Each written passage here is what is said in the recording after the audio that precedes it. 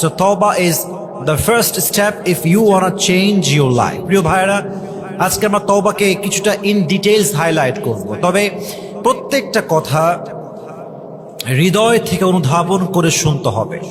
প্রত্যেকটা কথা হৃদয়ের কান দিয়ে শুনতে হবে, অনুধাবন করতে হবে, ফিল করতে হবে। যখন আপনার মাঝে রিয়েলাইজেশন কাজ করবে আপনার গুনাহ নিয়ে, আপনার অন্যায় নিয়ে, পাপ নিয়ে, তখনই আপনার তওবাটা আল্লাহ তাআলার কাছে কবুল হতে পারে। মাথায় রাখবেন, যার তওবা করার সুযোগ হয়েছে, যাকে আল্লাহ তাআলা তওবা করার তৌফিক দিয়েছে, এই তৌফিক দেওয়াই হচ্ছে প্রমাণ যে আল্লাহ তার তওবা কবুল করবে, বিধায় তাকে তৌফিক দিয়েছে। সুবহানাল্লাহ পড়বেন না আপনারা সবাই?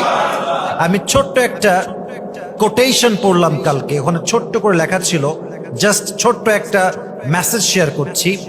হাসান বসরি নাম, আপনারা সবাই শুনছেন না যুবক ভাইরা? আপনারা সবাই, হাসান বসরি से किसी ने पूछा कि अगर कोई बंदा गुनाह करे तो उसका तौबा कबूल हो सकता है? तो उसने जवाब दिया कि तौबा उस वक्त तक इंसान नहीं कर सकता जब तक अल्लाह उसको तौफीक अता ना फरमाए, और जब किसी को तौबा करने की तौफीक दी जाती है तो इस बात में कोई शक नहीं है कि उसकी तौबा कबूल हो जाएगी। सुबहानाल्लाह पढ़বেন না আপনারা? ওনাকে বলা হলো, আচ্ছা বলেন তো, কোন গুনাহগার বান্দার তওবা কি আল্লাহর কাছে কবুল হতে পারে?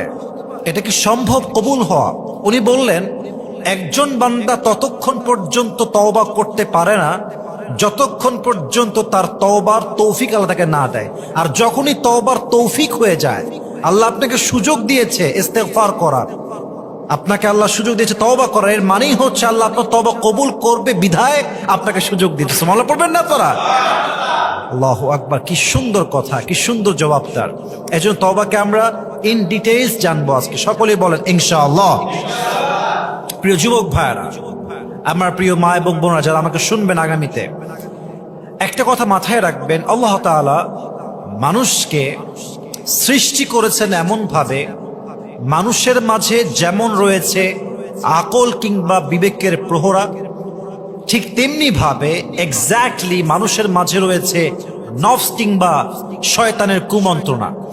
মানুষ তার জীবনে এন্টায়ার লাইফে যত ভালো কাজ করে, যত সুন্দর কাজ করে, মানুষের উপকার করে, ভালো কাজ করে, সেটা আকল খাটিয়ে করে, বিবেকের জন্য করে। ঠিক তেমনি ভাবে মানুষ তার নফসের পাল্লায় পড়ে, শয়তানের কুমন্ত্রণায় পড়ে গুনাহ করে, পাপ করে। যখনই মানুষ কোনো পাপ করে, তখন শয়তান তার সামনে পাপের কাজগুলোকে সুশোভিত করে উপস্থাপন করে।